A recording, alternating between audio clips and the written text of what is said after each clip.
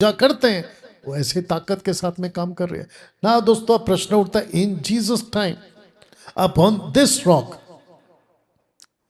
Jesus ने क्या कहा था? पढ़ते हैं तो एक है हेरमोन रॉक और दूसरा है जीसस रॉक। तो यहां पे दो पत्थर है। तो जीसस ने क्या कहा था? अपॉन दिस रॉक, कंप्लीट करो, I will build my church. My church upon this rock. आप सोच रहे होंगे कि डैनियल भाई वो उस तरफ में फोटो कौन है? इसको कहते हैं पैन गॉड, यानी कि आधा इंसान और आधा जानवर। अगर आपको याद होगा कि हनोक के दिनों में जो एंजल्स आए थे और जो नेफिलिम्स पैदा हुए थे, उन्होंने जानवरों को नाश किया था, डिफाइल किया था। अब वो किस एंगल तक गए थे हमारे पास उसका कोई रिकॉर्ड नहीं। तब जाकर ये भी आपका मान्यता है उन दिनों में, यीशु के टाइम पे पैन गॉड के नाम से, हिस्ट्री में चेक करिए मिल जाएगा। तो इसको कहते हैं कि upon this rock and Jesus himself is a rock. पढ़िए। क्योंकि जैसी हमारी चट्टान है वैसी उनकी चट्टान नहीं है। हाँ, तो यहाँ पे कितने टाइप के चट्टान हो गए? दो। तो एक है हमारी चट्टान और दूसरे है उनकी चट्टान। तो कहावत थी वहां पे कि वहां पे कुछ चट्टान ऐसी हैं जिसको कहते हैं पैन गॉड। दूसरा, मुझे छोड़ कोई चट्टान नहीं, मैं किसी और को नहीं जानता। तो इसका मतलब ये हुआ कि यशायाह कहता है परमेश्वर के प्याफ में, मुझे छोड़ कोई और चट्टान नहीं, मैं किसी दूसरे को नहीं जानता। अब दोस्तों प्रश्न उठता है मत्ती 18:7 के हिसाब से कि ठोकरों के कारण संसार पर हाय। यीशु ने ऐसा क्यों कहा? क्या अब मूर्तियां दानव है? यह प्रश्न उठता है ना। आइए कुछ बताते हैं कि मूसा को सिन्हे पर्वत पर, जिसको होरे पर्वत भी कहते हैं, परमेश्वर मूसा को बुलाता है और अपने खुद हाथ से पत्थर पर सबसे पहला कमांडमेंट पढ़िए। तू मुझे छोड़ दूसरों को ईश्वर करके ना मानना। तो वहां ईश्वर कौन थे? क्वेश्चन उठता है ना। इसका मतलब यह हुआ क्या अब मूर्तियां दानव है? आप किसी लकड़ी को, पत्थर को, लकड़ी के ईश्वर को, पत्थर के ईश्वर को, प्लास्टिक के, लोहे के, सोने के, चांदी के ईश्वर को लाओ और उसको कहो कि ये ईश्वर है। इम्पॉसिबल। आपको कोई भी पागल बोलेगा। लेकिन उन दिनों में लोगों ने मूर्तियों को ईश्वर बोलना शुरू कर दिया था। हमको इस लाइन से पता चलता है, जिसके चलते फिर से पढ़िए। तू मुझे छोड़ दूसरों को ईश्वर करके ना मानना। ये किसकी आज्ञा है? परमेश्वर की। किसके लिए? इस्राएलियों के लिए। परमेश्वर इतना सटीक, स्पेसिफिक क्यों कह रहा है? और वो भी 10 में से सबसे पहली आज्ञा। दूसरी क्या है? पढ़िए। तू अपने लिए कोई मूर्ति खोद कर ना बनाना। ऐसा क्यों बोला परमेश्वर ने? देखिए, बहुत ध्यान दीजिएगा, जितने इजरायली हैं वो भी सुने और जो नहीं है वो भी सुने। परमेश्वर मूसा को मिलता है first time the book of exodus chapter 3 में, कहता है कि मेरे लोगों के पास जाना और उनको वहां से छुड़ा कर लेकर आना। तब तक ये बोला क्या? नहीं बोला। नहीं। तब तक क्या कहा? मैं तुम्हारा अब्राहम का, इसहाक का, याकूब का परमेश्वर हूं, मैं तुमको प्रतिज्ञा के देश में लेके जाऊंगा। यही बोला ना, ये सब नहीं बोला। तो जब आप मूसा को मिलते हैं और कहते हैं कि ऊपर आना 40 डेज एंड 40 नाइट्स के लिए, मैं कुछ बात करना चाहता हूं। मूसा ने सोचा होगा कि भाई चलो कुछ आगे का रास्ता बताएंगे, राइट जाना है कि लेफ्ट जाना है, पानी कहां से आएगा, खाना कहां, XYZ। परमेश्वर का हाथ नीचे आता है, उंगली, और पत्थर पर लिखना शुरू करती है। और मूसा को वो 2 पत्थर, इसका मतलब 2 पत्थर क्यों? क्योंकि कितनी आज्ञा है? जल्दी बोलना है। 10। 10 को कितने में भागना है? 2 में। एक 5, दूसरा 5। 5। तो पहला 5 किसके लिए? परमेश्वर के लिए। दूसरा 5 किसके लिए? पड़ोसी के लिए। दूसरा 5 का शुरुआत कहां से होता है? जैसे तू परमेश्वर से प्यार करता है वैसे तू अपने पड़ोसी से प्यार कर। फिर उसके बाद में झूठ ना करना, कत्ल ना करना, हत्या ना करना, व्यभिचार, लालच, ये सब बाकी आता है। ऐसे 2 पट्टी लिख के मूसा को दिया। लेकिन जब फर्स्ट पट्टी दिया तो जैसे ही मूसा ने पढ़ा फर्स्ट है, दूसरा ईश्वर नहीं होना चाहिए। सेकंड कमांडमेंट्स मूर्ति नहीं बनाना। इसको लिखते लिखते नीचे क्या लिखा है पता है, जो मैंने नहीं डाला, लिखता है कि अगर कोई ऐसा करेगा वो परमेश्वर का बैरी है। बाप रे, परमेश्वर का बैरी है। बैरी। इसका मतलब ये हुआ कि जो नेफिलिम्स को पैदा किए वो परमेश्वर के क्या बन गए, बैरी। बैरी। और बैरियों को सजा क्या मिली, अभी तक बंदी है वो। मसीह समाज, मसीह मंथन, खरी शिक्षा वाले जितने मुझे सुनते हैं, दिमाग में एक बात डाल लो, चाहे कुछ भी हो जाए, आप मूर्ति पूजा नहीं करेंगे, नहीं करेंगे, नहीं करेंगे, या आप नहीं करेंगे। क्रूस की पूजा, रोजरी की पूजा, बाइबल की पूजा, किसी यीशु की तस्वीर की पूजा, मरियम की फोटो की पूजा, या किसी भी संतों की पूजा मूर्ति पूजा के सब बराबर है, समान है। आशा करता हूं आप समझ गए। प्रश्न उठता है कि क्यों मूर्तियों से इतनी नफरत। दोस्तों, इसी के ऊपर अब आज अभी से समाप्ति तक मेरा पूरा टॉपिक चलेगा कि परमेश्वर मूर्तियों से इतनी नफरत क्यों करता है। सबसे पहले 6000 साल का पृथ्वी का घटना इतिहास जल्दी से पढ़ना है। आदम से नूह तक का इतिहास, हेरमोन पर्वत तक का इतिहास, निम्रोद से जोसेफ तक का इतिहास, ये आपको पता होना चाहिए। मोसेस से जोशुआ तक का इतिहास, स्पीड, 12 रूलर्स तक का इतिहास, 42 किंग्स तक का इतिहास, ये सब आपको पता होना चाहिए जी। 70 इयर्स तक का इतिहास, रीबिल्डिंग द टेम्पल तक का इतिहास, 400 इयर्स डार्क एज तक का इतिहास। ये आपको पता होना चाहिए। अब आते हैं इंपॉर्टेंट पार्ट्स पे कि 4 BC टू 34 AD तक का इतिहास आपको पता होना चाहिए, जिसको कहते हैं कि द लास्ट वीक, यानी कि 7 साल, 3.5 उसके बाद में एक व्यक्ति की एंट्री होती है जिसका नाम है पॉल, और जिसको कहते हैं church age to rapture. Rapture. ये अभी का दौर चल रहा है, अभी जो चल रहा है, इसको आपको समझना जरूरी है। Anti Christ to Jesus Christ, ये भी आपको समझना है, ठीक है ना। अगर इन सबके बीच आपको पता चले या घटनाएं आपको पता हो, तो आपको पता चलेगा कि टोटल बाइबल कहां जा रहे।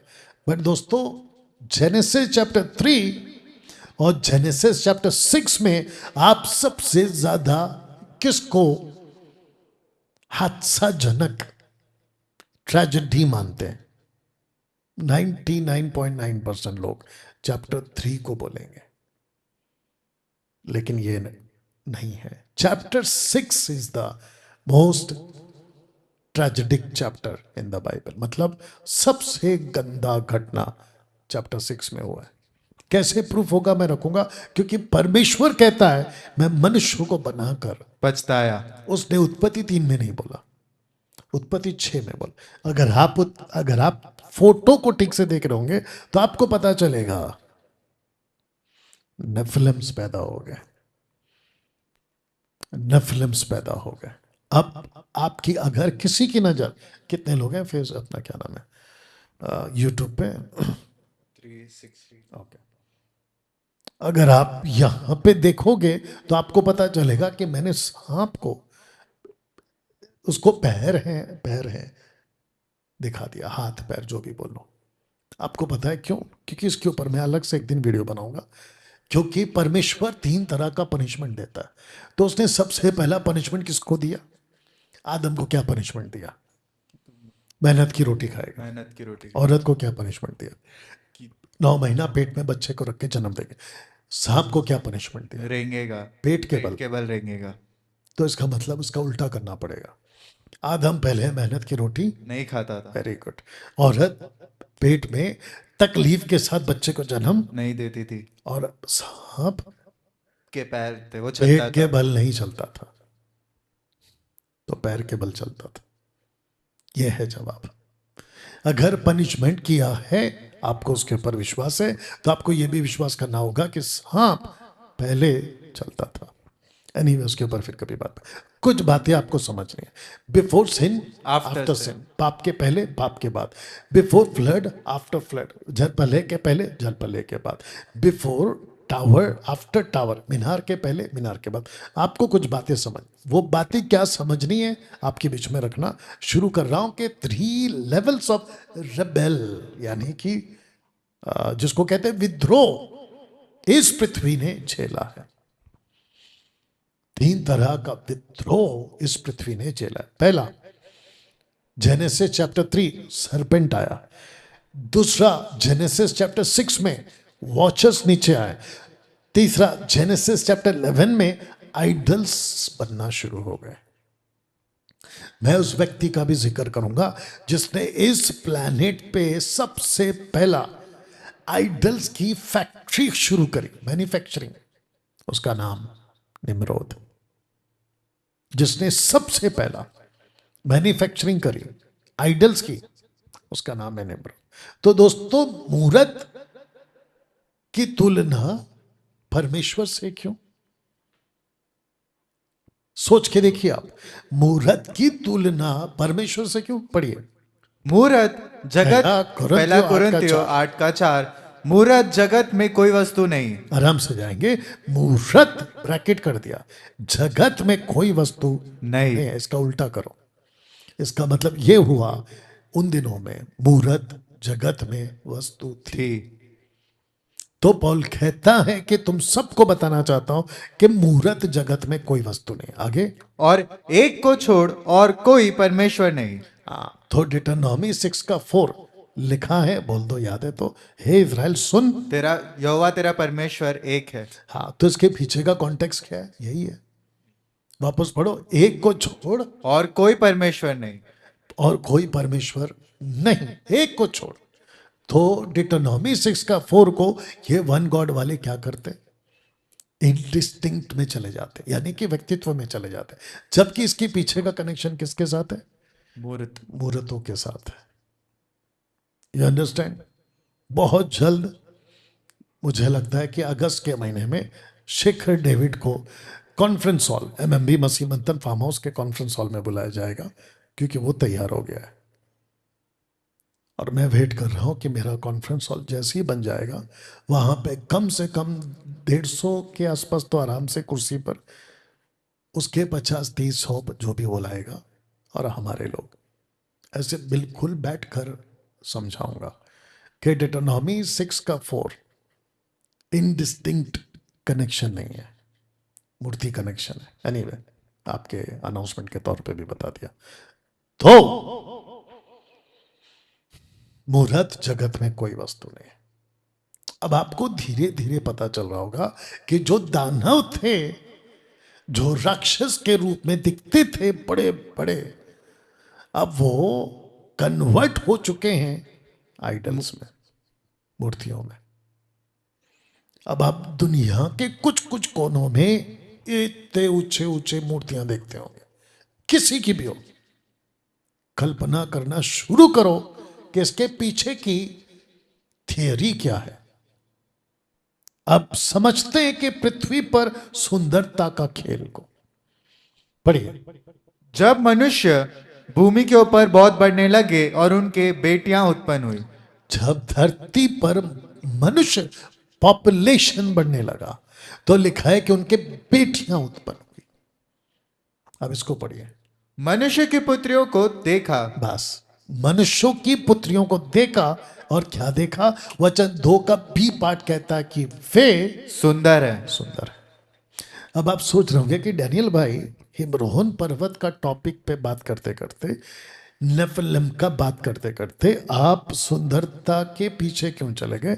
बहुत ध्यान दीजिएगा। सारा खेल नेफिलिम्स का पैदा होना, सन ऑफ गॉड का दिमाग खराब होना, सबके पीछे इनका ही हाथ है। ये देखो, इनका ही हाथ है। और मैं आपको वहीं कनेक्ट करूंगा कि आज भी ऐसा ही हो रहा है कि बहुत सारे लोग पाप में गिरते हैं, मैं विचार की बात कर रहा हूं, और उनका अगला स्टेप होता है मूर्ति पूजा। और बाइबल क्या कहती है? जो परमेश्वर से प्यार नहीं करता या परमेश्वर के पीछे नहीं चलता, वो किसके बराबर है? याकूब उसका 4 का 1 और 2 में मूर्ति पूजा क्या है, बराबर है, या संसारिकता के बराबर है।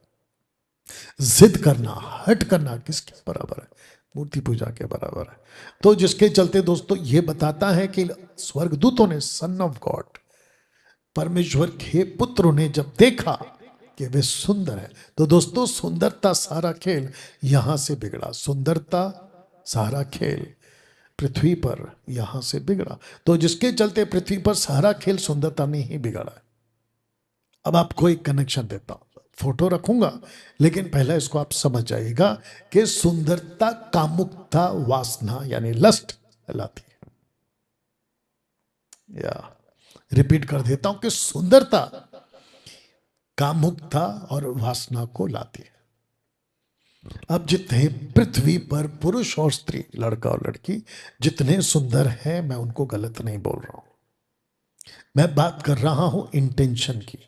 मैं बात कर रहा हूं कि आदमी की नजर जब किसी को देखती है, देखता है कि वो सुंदर है, बस वहां से ये चीज आती है जिसको कहते हैं कामुकता। जग जाहिर है, आप जाके दुनिया भर की चीजों को देख लो, आपको पता चल जाएगा कि जितने लोग पाप में गिरे हैं या फिर व्यभिचार में गिरे, उसके पीछे 99.9% सुंदरता का हाथ है।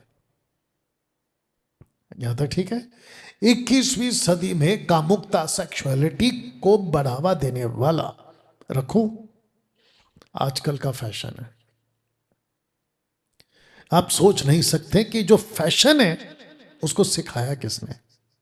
फैशन को सिखाया जो ऊपर से नीचे आए थे, सन्स ऑफ गॉड, एंजल्स। आप उसको फॉलन एंजल्स भी बोल सकते हैं क्योंकि उन्होंने अपने पद को त्याग दिया। उन्होंने सिखाया कि ब्यूटिशियन, लिपस्टिक, आपका नेल पॉलिश, आपका काजल, आपके जितने भी ऑर्नामेंट्स, इन सब को कैसे बनाना, यानी नेकलेस कैसे होगा, कान का कैसे होगा, झुमका, एक्स वाई जेड, ये सब सन्स ऑफ गॉड ने सिखाया, यानी एंजल्स ने सिखाया। तो ये जो फोटो मैंने फेसबुक पे डाला था कि शरीर की, माफ करना, शरीर को आकर्षित करने के कपड़े कैसे हो, ये वॉचर्स ने सिखाए थे। और उनका एक ही था कि जो सुंदर लड़कियां हैं वो और भी अट्रैक्टिव दिखें, जिसके लिए वल्गर ड्रेसेस बनाओ, वल्गर। तो दोस्तों आंख पाप से भर चुकी है, और आज का ये जो युग है, अगर आपको दिख रहा होगा, वल्गैरिटी को फैला रही है, जो आज का फैशन है। या आप सहमत होते नहीं होते, कौन किसका क्या राय है, आई डोंट केयर, बट ये फैक्ट है। इसको मैं पीछे जाकर फिर समझाऊंगा, बहुत ध्यान दीजिएगा। जितनी लड़कियां हैं, आप जब बदन में कपड़े पहनते हैं ना, आजकल एक नया फैशन चल पड़ा है टाइट कपड़ों का, यानी कि तंग कपड़ों का, टाइट कपड़े। औरतें, लड़कियां शरीर के कुछ हिस्सों को आकर्षित दिखाने के लिए वो ऐसे कपड़े पहनती हैं कि वो जो बॉडी का पार्ट होता है, वो लोगों के अंदर, फोटो देख लो, वो कामुकता को पैदा कराए। कामुकता यानी सेक्सुअलिटी को पैदा कराए या जागरूक कराए। एक वक्त ये बाहर था, ये फैशन बाहर था, वल्गर ड्रेसेस ये बाहर था। दुख की बात ये है कि ये आज चर्चेस में आ गए। सो बी केयरफुल, आप कैसे कपड़े पहनते हैं, उन कपड़ों से जो यूथ्स हैं, आपके ऑफिस के, स्कूल के, कॉलेज के, चर्च के मेंबर्स के, सोसाइटी के आसपास के लोग, वो कैसे उसको देखकर उनको ठोकर लगती है। मैंने अभी रखा था ना कि संसार पर ठोकर आएगी, ठोकरों के कारण। So you have to very careful. अब इस दया को पाने के लिए वॉचर्स ने खुद को बदला। तो सबसे पहले वॉचर्स यानी कि साधारण नहीं थे, इनको परमेश्वर का पुत्र कहा गया। पढ़िए, तब परमेश्वर के पुत्रों ने मनुष्यों की पुत्रियों को देखा। ओके, इसका ये भी पढ़ लो, हिब्रू। बेने एलोहिम। बस इसको कहते हैं कि परमेश्वर के पुत्रों ने, प्लूरल फॉर्म है, बहुवचन। इसको पढ़िए। एक दिन यहोवा परमेश्वर के पुत्र बेने का भी पढ़ लो। हाँ, बने एलोहिम उसके सामने उपस्थित हुए और उनके बीच शैतान भी ये आया। अय्यूब की बात है, अय्यूब का 1:6 पार्ट, ये उसका हिब्रू टेक्स्ट रख दिया। नेक्स्ट, फिर एक और दिन यहोवा परमेश्वर बने एलोहिम के पुत्र उसके सामने उपस्थित हुए और और उनके बीच शैतान भी उसके सामने उपस्थित हुआ। देखो कितना सटीक चल रहा है। तो ऐसा लगता है कि परमेश्वर के पास में कुछ एंजल्स ऐसे हैं जिसको बकायदा एंजल्स बोला जाता है, यानी कि चेरुबीम, शराफीम, सराफी। और साथ ही साथ में कुछ एंजल्स ऐसे हैं जिनके आंखें ऊपर नीचे अंदर बाहर पंख पर, आंखें आंखें आंखें आंखें। कुछ एंजल्स ऐसे जिनको व्हील्स लगे हुए, पहिए। और कुछ ऐसे भी एंजल्स हैं जिनको परमेश्वर बिने एलोहिम कहता है, बिने एलोहिम। अब इसको पढ़िए दोस्तों, ये हो गया आपका इसका। अब इसको पढ़िए।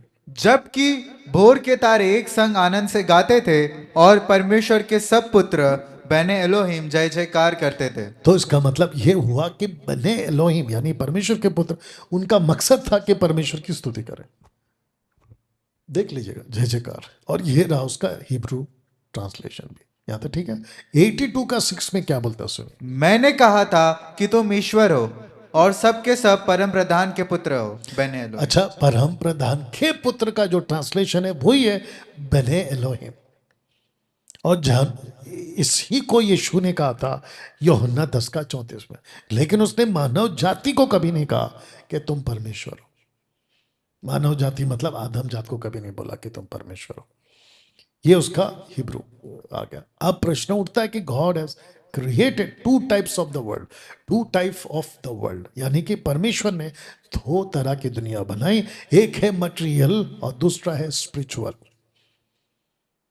मटेरियल का मतलब आप देख सकते हैं, आप छू सकते हैं, आप सुन सकते हैं। स्पिरिचुअल को आप देख नहीं सकते, छू नहीं सकते। पढ़िए कुलुस्सियों 1:16, क्योंकि उसी में सारी वस्तुओं की सृष्टि हुई, स्वर्ग की हो अथवा पृथ्वी की, देखी या अनदेखी। ओके, तो एक है देखी और दूसरा है अनदेखी। इंग्लिश में लिखा है विजिबल एंड इनविजिबल, और लिखा है क्या सिंहासन, क्या प्रभुता है, क्या प्रधानता है, क्या अधिकार, सारी वस्तुएं उसी के द्वारा और उसी के लिए से। ये उसी कौन है? यीशु। तो यीशु बने एलोहिम नहीं है, यीशु खुद एलोहिम है। एलोहिम है, पार्ट ऑफ एलोहिम, यानी कि थर्ड पर्सनालिटी में एक पर्सनालिटी। अद्भुत है नहीं या? अब दोस्तों एक आपको बताता हूं, क्योंकि देखी और अनदेखी की बात हो रही है। क्या आप जानते हैं कि एक ऐसी नदी है अभी भी, उसको कहते हैं फुरात। यूफ्रेटिस। जोर से बोलना है। यूफ्रेटिस। कहाँ है? कहाँ है? हाँ बोलो ना। सीरिया क्या है? एग्जैक्टली। और ये 4 तरह के स्वर्गदूत, कंप्लीट करो। उन 4 स्वर्गदूतों को जो बड़ी नदी फुरात के पास बंधे हुए हैं खोल दे। तो प्रकाशित वाक्य में ये 4 तरह के स्वर्गदूत जो अभी बंधे हुए हैं, अब ये स्वर्गदूत कौन है और ये किस टाइम के स्वर्गदूत है? क्योंकि 200 स्वर्गदूत आए थे, उसमें से 2 और उसके साथ देने वाले एक एक लीडर के हाथ में 10-10 एंजल्स थे। तो उनको और उसके लीडर को, अगर हम ऐसा कहें कि 22 एंजल्स को अगर बांध दिया है टाटरस में, हेडिस में, तो बाकी कहाँ है जिसमें से 4 ये हैं? क्या कभी आपने सोचा था कि ये एंजल्स अभी भी नीचे हैं और जमीन के ऊपर ही हैं? और लिखा है कि फुरात के पास है, not under the water but near the water. But ये आपको दिखते नहीं है, क्योंकि ऐसी दुनिया है जो दिखती है, ऐसी दुनिया है जो नहीं दिखती। ये उसका प्रूफ है। अब आप धीरे धीरे ये भी समझ रहे होंगे कि डैनियल भाई, जिस दुनिया को हम कहते थे कि कितना अच्छा है, वादियां, पहाड़, हरियाली, फूल, फल, जानवर, पक्षी, मछली, पानी, मौसम, इसको परमेश्वर ने मनुष्य के लिए बनाया। बिल्कुल सच है। लेकिन आप नहीं जानते कि उत्पत्ति 6 के बाद ये सब बिगड़ गया। अब हम ऐसी दुनिया में हैं जहां चारों तरफ डेंजर डेंजर, खतरनाक खतरनाक। आपको एक सच्चाई से परिचय कराता हूं। Bollywood, Hollywood, Tollywood, corporate people, business class people, और साथ ही साथ विश्व के जितने भी सिटीजन्स, इन सबको एक ही डर सताता है, और वो डर है काली दुनिया की ताकत, जिसके लिए उस काली दुनिया की ताकत से बचने के लिए ये हाथों में तरह तरह के पत्थर की अंगूठी पहनते हैं, गले में तरह तरह की तावीज पहनते हैं, अपने पास में कुछ कुछ तरह की तस्वीरें रखते हैं, घर को कुछ कुछ तरीकों से पूजा पाठ करवाकर या फिर कुछ कुछ प्रार्थना करवाकर XYZ ये खुद को बचाने की कोशिश करते हैं। आदमी चांद पे जा चुका है, लेकिन ऐसा कोई माइके लाल, ऐसा कोई तुर्रम खान अभी तक नहीं पैदा हुआ जो काली ताकतों को अपने वश में कर ले और सारी दुनिया को ये कह दे कि काली ताकतें हमारे कब्जे में है, अब दुनिया आजाद हो गई। ऐसा कोई माइके लाल पैदा नहीं होगा। अगर आपको याद होगा मत्ती 13 में यीशु ने क्या कहा, जंगली बीज अच्छा बीज दोनों साथ में बढ़ेगा, और वो भी कब तक? कटनी तक। कटनी तक। प्रभु खुद कहता है साथ में चलेगा, जिसको कहते हैं कि दिन और रात दोनों साथ में चलेंगे। बताइए दोस्तों कितना डेंजर है। और ना जाने ऐसे, ये तो एक रिवील किया तब जाके पता चला, ऐसा कितनी कुछ है बातें जो प्रभु ने रिवील नहीं किया या उजागर नहीं किया। अगर उसको कर देगा ना तो मैं समझता हूं हम रात में ठीक से सो तक नहीं पाएंगे। ओके, अब आते हैं हेरमोन पर्वत के पास जहां से हमने शुरू किया था, 200 वॉचर्स। तो सबसे पहला वॉचर्स को नबूकदनेस्सर ने देखा। पढ़िए। मैंने पलंग पर दर्शन पाते समय क्या देखा कि एक पवित्र पहरुआ स्वर्ग से उतर आया। तो 200 स्वर्गदूत कहां से उतरे फिर? स्वर्ग से। तो जिसको नबूकदनेस्सर राजा कहता है कि मैंने एक पहरुआ देखा, वॉचर्स को देखा जो आ रहा है स्वर्ग से। दोस्तों ये बताने के लिए काफी है कि एंजल्स ऊपर से नीचे आ सकते आते हैं। अब इसको पढ़िए। और याकूब ने भी अपना मार्ग लिया और परमेश्वर के दूत उसे आ मिले। उनको देखते ही याकूब ने कहा, यह तो परमेश्वर का दल है। सो उसने उस स्थान का नाम महानेम रखा। महनेम, जिसको कहते हैं डबल कैंप। आपने आवाज बढ़ा लिया अपना, शायद कम करो। महनेम का मतलब है डबल कैंप, यानी कि दूतों का दो झुंड। किसके लिए आए? याकूब के लिए, जब वह एसाव के साथ में भाग रहा था, एसाव के पास से भाग रहा था, तो दूत आते हैं और उसको प्रोटेक्ट करने के लिए। तो ये व्यक्ति जिसका नाम है याकूब, ये बकायदा उनको नाम देता है, और नाम क्या देता है? महनेम। तो मेरा क्वेश्चन है, याकूब को कहां से पता चला कि इनको महनेम बुलाना है, यानी कि डबल कैंप बुलाना है, और कैंप एंजल्स कैंप बुलाना है, यानी कि स्वर्गदूतों का दल। इसको कहां से पता चला? तो इसका मतलब यह हुआ कि बाइबल में बहुत कुछ नहीं लिखा है जो हमको पता होना चाहिए। तो सीक्रेटली या फिर कुछ बातें ऐसी है जिसको मूसा ने नहीं लिखा। मैं आपको यह भी बताता चलूं कि जब इसने शादी करी ना, किससे? पहली वाइफ का नाम क्या है? राहेल, या माफ करना, हाँ रेचल, राहेल एक ही है। क्या है वो? अपने साथ में देवताओं लेकर आई थी, देवताओं को। एक का नाम है लिया और दूसरे का नाम है राहेल, भैया रेचल राहेल जो भी। इसको पढ़िए। क्योंकि वह अपने दूतों को तेरे निमित्त आज्ञा देगा कि जहां कहीं तू जाए वह तेरी रक्षा करे। एक सेकंड, वे तेरी रक्षा करे। यह किसको कहा? दाऊद को कहा। आगे पढ़ो। वे तुझको हाथों हाथ उठा लेंगे, ऐसा ना हो कि तेरे पांवों से पत्थर से ठेस लगे। ओके, यह घटना बिल्कुल साफ घटी। कहां घटी? यीशु के टाइम पे, जब लूसीफर चला गया तो यीशु को रक्षा करने कौन आया? एंजल्स आए। लूका कहता है इस बात को, तू सिंह और नाग को कुचलेगा, तू जवान सिंह और अजगर को लताड़ेगा। ये उसी का कंटिन्यूशन है, जवान सिंह और अजगर। इसका कनेक्शन जल्दी से दूंगा, इसको पढ़िए। इब्रानियों 1:14, क्या वे सब सेवा टहल करने वाली आत्माएं नहीं, क्योंकि उद्धार पाने वालों के लिए सेवा करने को भेजी जाती है। सेवा करने को भेजी जाती। तो अभी भी ऊपर से एंजल्स आते हैं। बताए यहां तक ठीक है। तो लैंडेड एट माउंट हेरमोन, ये 200 स्वर्गदूत बने एलोहिम कौन है? ये हेरमोन पर्वत पर ही क्यों उतरे? उसके बाद में हेरमोन नॉर्थ में ही क्यों? नॉर्थ में ही क्यों? आइए इसको समझते हैं। तो सबसे पहले मैंने आपको समझाने के लिए, जो टेबरनेकल था वो 4 दिशाओं में बटा हुआ था 12 गोत्र के हिसाब से।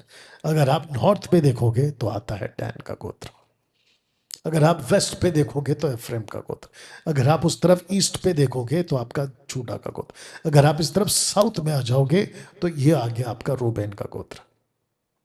डैन, एफ्रेम, जूडा और रूबेन। आइए पढ़िए। इजरायली मिलाप वाले तंबू की चारों ओर उसके सामने अपने अपने झंडे और अपने अपने पितरों के घराने के निशान के समीप अपने डेरे खड़े करें। ओके, तो Judah's camp in east, east, Ephraim's camp in west, Dan's camp in north, Reuben's camp in south. ये आपके लिए मैंने समझाने के लिए रख दिया, पॉज करके आपको स्टडी के लिए मिल जाएगा ना। दोस्तों आपको एक न्यूज़ देता हूँ, इसको कहते हैं गोलान, गोलान हाइट्स, जहाँ पे कंट्रोल्ड बाय इजराइल। ये कब हुआ आप देख सकते हैं, जाके विकीपीडिया भी चेक करो। इन 1973 में जब वॉर हुआ था, उस वक्त में गोलान हाइट्स पर इजराइलाइट्स ने, माउंट हेरमोन में आता है, सीरिया और इजराइल के बीच में जब वॉर हुआ था तो इजरायली जीत गई थी। उस वक्त से लेकर अभी तक आपका जो है यूएन का बेस यहाँ पे बना हुआ है। अभी भी आप जाके देख लेना या चेक कर लेना। अब साथ में ये भी पता चला है कि इस क्षेत्र में कुछ ऐसी एक्टिविटीज पाई है जिसको कहते हैं, कितना परफेक्ट क्या सच है मुझे नहीं मालूम, कहते हैं कि एलियंस की कुछ डेटा यहाँ पे रखा हुआ है या कुछ बातें यहाँ पे छुपा के रखी है। एलियंस यहीं पे क्यों सब कुछ हो रहा है? प्रश्न उठता है ना। एंजल्स आए माउंट हेरमन पर, यह एक्टिविटीज हो रही है माउंट हेरमन पर। बाल खुद को कहां से जोड़ रहा है? माउंट हेरमन से। तो मसीह समाज में माउंट हेरमन का नॉलेज पाना बहुत जरूरी है। अब बात करते हैं कि डैन नॉर्थ में क्या कर रहा है। पढ़िए। दान मार्ग में का एक सांप और रास्ते में का एक नाग होगा। रास्ते में का एक सांप होगा, नाग होगा, रास्ते नहीं, रास्ते में नाग होगा। ऐसा क्यों कहा दोस्तों? अब आपको बताते हैं कि Dan scam in north, corrupted sons of God landed in north. ये सब कुछ नॉर्थ पे ही क्यों हो रहा है? ये नॉर्थ का क्या चक्कर है? आपको कनेक्शन दूंगा जल्दी से। अब इसको पढ़िए। बाशान से कूदने वाला सिंह। ये किसको बोला? ये किसको बोला? एक नेफिलिम से जो लास्ट बच गया, ये उसको बोला है। अब इसको समझते हैं। फिर बचे हुए रपाइयों में से बाशान के राजा ओग का देश था, जो अश्तोरेत और एद्रई में रहा जिसको करता था। कहते हैं द लास्ट नेफिलिम, जो इजरायली जीत जीत के जो आए थे, जो लास्ट में बच गया था, ये उसी की बात हो रही है। और जिसको जोशुआ 12:4 में आप कहते हैं कि ये वही बाशान का राजा ओग, ओजी ओग। या तो ठीक है। तो प्रश्न उठता है क्यों नए नियम में ये दोनों का जिक्र हो है? अगर आपको याद होगा तो जिसके चलते दे आर एक्टिव टुडे, ये अभी भी एक्टिव है। अब किस किसने कहा इसका जिक्र? शेर का बात किसने किया? पतरस ने। सांप का बात किसने किया? पौलुस ने। पौलुस ने इन दोनों का जिक्र किया है। तो इसका मतलब मैंने डाल दिया कि दे आर एक्टिव टुडे, ये अभी भी एक्टिव है। कुछ तो बात है, या कुछ तो ऐसी बातें गड़बड़ी वाली है जो इसी प्लेनेट पे हो रही है और जिसको मसीह समाज को समझना है। क्या फिर से दानव आने वाले हैं? पढ़िए। आकाश में भयंकर बातें और बड़े बड़े चिन्ह प्रकट होंगे। कब? अंत के दिनों में। जो कि मैंने आपको पहले ही बताया, जैसे नूह के टाइम पे वैसे ही मनुष्य के पुत्र के टाइम पे। पुत्र के टाइम तो क्या भयंकर बातें आकाश में वापस से दिखाई देगी। तब जाकर मैंने डाला क्या दानव फिर से आने वाला है। वी नेवर नो, हम नहीं जानते। आपको बता दूं कि कंधार जाइंट्स बोलकर, जो कि 2002 में यूएसए वालों को ये इतना बड़ा हाइटेड, जिसकी हाइट 12 से 13 फुट की थी, इनको मिला और इन्होंने इनको गोलियों से भून दिया। ये लेटेस्ट न्यूज़ है, आप देख लीजिए, आप जाके विकिपीडिया में स्टडी करिए। तो हेमरोन पर्वत का जिक्र इन सब जगहों पे है, जिसको मैंने आपके नॉलेज के लिए रख दिया, क्योंकि आप में से कुछ लोग पूछ सकते हैं कहाँ है हेमरोन पर्वत, कहाँ है। तो लीजिए, इतने सारे जगहों पे आपका हेमरोन पर्वत का जिक्र। अब इसको पढ़िए। फिर बचे हुए रपाइयों यानी ब्रैकेट जाइंट्स में जाइंट्स, जी। बाशान के राजा ओग का देश था, जो एश्तोरेत और एद्राई में रहा करता था, और हरमोन पर्वत सल्का। बस यहाँ पे रुक जाइए कि हेमरोन पर्वत। अब आप बताइए जाइंट्स का कनेक्शन किसके साथ आ रहा है? हरमोन पर्वत, हेमरोन पर्वत। ये कहाँ उतरे थे nephilim, sorry, sons of God कहाँ उतरे थे? हरमोन पर्वत। एग्जैक्टली। तो दोस्तों, हेमरोन पर्वत ही क्यों चुना? हेमरोन पर्वत ही क्यों चुना? लॉजिक है ना, समझते हैं। तो एक है शैतान का पहाड़ और एक है परमेश्वर का पहाड़। आपको बताता हूं।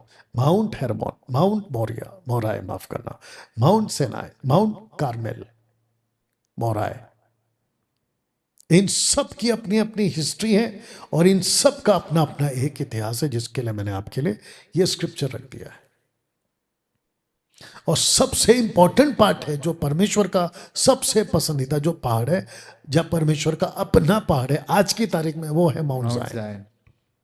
12 का 22 पढ़ लो। पर तुम सियोन के पहाड़ के पास और जीवते परमेश्वर के नगर स्वर्गीय यरूशलेम के पास आए हो। तो इसलिए मैंने कहा था, एक है शैतान का पहाड़ और एक है परमेश्वर का। अब प्रश्न उठता है कि पर्वत पर ही क्यों उतरे? कौन सा? हेमरोन पर। कौन? एंजल्स। वहीं पे क्यों उतरे, उसका कनेक्शन आपको देने जा रहा हूं। तो सबसे पहले माउंट हेरमोन, यहोवा के भवन का पर्वत, यानी कि जायन, माफ करना, माउंट जायन, जो परमेश्वर का भवन है, ठीक है ना। अब इसको पढ़िए। पहला तीमुथियुस उसका 3:15, यदि मेरे आने में देर हो तो तू जान ले कि परमेश्वर का घर जो जीवते परमेश्वर की कलीसिया है। एक सेकेंड, तो कलीसिया कहाँ बनाया यीशु ने? कहाँ कहा था कि मैं अपनी कलीसिया? कैसरिया फिलिपी। एग्जैक्टली। तो वहां पर उसने क्यों कहा? क्योंकि परमेश्वर टक्कर दे रहा है उस चट्टान को जिसने पूरी पृथ्वी को खराब किया है। परमेश्वर कहता है कलीसिया अब मेरा पहाड़ होगा। तो ये लिटरली है या फिर मेटाफोरिक है, यानी कि अभी पृथ्वी पर है या आने वाला है? ये नया यरूशलेम की बात हो रही है जो आने वाला है। अब ये जो बातें यहां पे कर रहा है, ये परमेश्वर बात कर रहा है उस जायन की जो अभी नहीं आया, लेकिन आएगा एक दिन। इसको पढ़ते हैं जी। तुम तो उस पहाड़ के पास जो छुआ जा सकता था और आग से प्रज्वलित था, और काली घटा और अंधेरा और आंधी के पास। तो ये कौन सा पहाड़ है? माउंट जायन। Mount Sinai. वहां पे तुम नहीं जा सके, उसको नहीं, तुम अब जायन के पास आया, तो जिसके चलते पर तुम सिय्योन के पहाड़ के पास आया। ये यहाँ पे प्रूफ हो गया। अब रोमियो 11:26 क्या कहता है? पर और इस रीति से सारा इजराइल उद्धार पाएगा, जैसा लिखा है। एक सेकंड, जैसा लिखा है, तो कहां लिखा है? आइजाया 59 का 20 में लिखा है। पढ़ो। और याकूब में जो अपराध के छुड़ाने वाला, और याकूब में, तुमने इसको कंप्लीट नहीं किया। सियोन से आएगा। और तो छुड़ाने वाला सियोन मतलब जायन से आएगा। ये इसका प्रूफ करता है। यहां तक ठीक है। अब अंत के दिनों में ऐसा होगा, अंत के दिनों में ऐसा होगा कि यहोवा के भवन का पर्वत सब पहाड़ों पर दृढ़ किया जाएगा। एक सेकंड, क्या लिखा है? सब पहाड़ों पर दृढ़ किया जाएगा। सब पहाड़ों पर दृढ़ किया जाएगा। सब पहाड़ों पे क्यों? हाँ, तो ये आत्मिक बातें हैं। विश्व के जितने भी काली ताकतों के पहाड़ हैं, उन सब के ऊपर किसका पहाड़ नियुक्त किया जाएगा? और सब पहाड़ियों से अधिक ऊंचा किया जाएगा कि हर जाति के लोग धारा की नाई उसकी ओर तो चलेंगे। कौन सा पहाड़ नियुक्त किया जाएगा? कलीसिया, एकलीसिया। इसलिए प्रभु यीशु ने कहा, पतरस मैं इस पत्थर पर अपनी कलीसिया कलीसिया बनाऊं। बनाऊंगा जो बाकी सब पहाड़ों से अधिक ऊंचा है। देख लो, तो अभी जो इज़राइल का पहाड़ है माउंट हेरमोन, उससे भी ऊंचा एक पहाड़ आ रहा है और उसी को कहते हैं द माउंट जायन। जायन। कैसा लग रहा है दोस्तों? पढ़िए उसको। मैं इस पत्थर पर अपनी कलीसिया बनाऊंगा और अधोलोक के फाटक उस पर प्रबल ना होंगे। नहीं नहीं, होंगे या ना होंगे, ना होंगे। इसका मतलब लूसीफर अपनी पूरी ताकत लगाएगा, बाल के देवता अपनी पूरी ताकत लगाएंगे, हेरमोन पर जो एंजल्स अभी भी जो बचे हुए बंधे हुए वो अपनी पूरी ताकत लगाएंगे। किसके ऊपर? कलीसिया के। कलीसिया के ऊपर। कलीसिया कौन है? पहाड़। वाह, कलीसिया कौन है? पहाड़। पहाड़। पहाड़ का नाम क्या है? माउंट जायन। माउंट जायन। परमेश्वर कहता है कि मैं इस पहाड़ पर अपनी कलीसिया बनाऊंगा और बाकी जितने पहाड़ है उस पर प्रबल नहीं होंगे। अब आपको पता चला हम मसीह लोग नई सृष्टि क्यों है? जो यीशु में है वो नई सृष्टि क्यों है? अब पता चला आपको। और यही वजह है कि जो प्रभु में है उसको काली बिल्ली, काला कुत्ता, काला कौवा और रास्ते पे किया हुआ जादू और किसी का फेंका हुआ गुड़िया, काला गुड़िया, आप पर किसी का असर नहीं होगा, नहीं होगा, नहीं होगा। ना आपको नीली, पीली, काली, हरी अंगूठी पहननी है, ना आपको गले में कोई ताबीज पहनना है, ना आपको किसी प्रकार का कोई एक्टिविटीज जिसको कहते हैं सुपरस्टिशियस एक्टिविटीज में भाग लेना है। आपको कुछ नहीं होगा। क्यों? क्योंकि आप कलीसिया हैं, एक्लीसिया हैं। आपको एक कॉन्सेप्ट समझाता हूं जिसको कहते हैं Pan god, half man half half god. Goat. इन्हों कहता है defiling the animals by Nephilims. तो नेफिलिम्स ने क्या किया? एनिमल्स को डिफाइन किया, डिफाइल किया, उनको खराब किया, जिसके चलते आपको ये एक्टिविटीज आपको दिख रही है। आधा मनुष्य, आधा गोट। आधा जानवर। Gateway of Hades. पढ़िए, समझते हैं उसको। The rock of the gods, temple of Pan at Mount Hermon. इस पत्थर पर, और फिर यीशु ने क्या कहा 16:18 में? अपनी कलीसिया बनाऊंगा इस पत्थर पर। तो एक पत्थर किसका है? हेरमोन का, पैन गॉड का। दूसरा पत्थर यीशु खुद को कह रहा है, पढ़िए। क्यों परमेश्वर के निकट चुना हुआ और बहुमूल्य जीवित पत्थर है। ओके, तो राजा नबूकदनेस्सर ने अपने नीचे के पैर पे क्या देखा गिरते हुए? किसने आके थोड़ा एक पत्थर कहीं से आया, पढ़िए। एक पत्थर ने बिना किसी के खोदे। इसका मतलब क्या हुआ कि किसी के बिना पैदा किए अचानक से एक पत्थर आएगा। और वो कौन था? वो यीशु। यीशु।